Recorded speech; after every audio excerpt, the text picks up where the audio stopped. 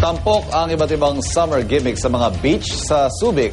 At bukod dyan, may mga nakakamanghang ng talon na pwedeng puntahan sa iba pang bahagi ng bansa.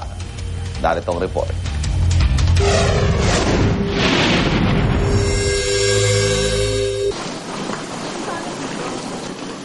Kung summer gimmick ang hanap nyo, kumpleto raw niyan sa Subic. Bida syempre ang beach kung saan pwede magtampisaw sa ilalim ng araw o kaya na may mag-beach volleyball. Pwede rin magpakitang gilas sa videoke. Kaya naman ang ilang kabataan, dito na sinimulan ng kanilang summer vacation. Mura po dito, tapos maganda yung lugar, tapos tahimik. Abot kaya rin ng mga cottage, pero kung matagal-tagal ang pagbabakasyon, meron ding ilang hotel na matutuluyan. Kumpleto pa sa swimming pool at jacuzzi.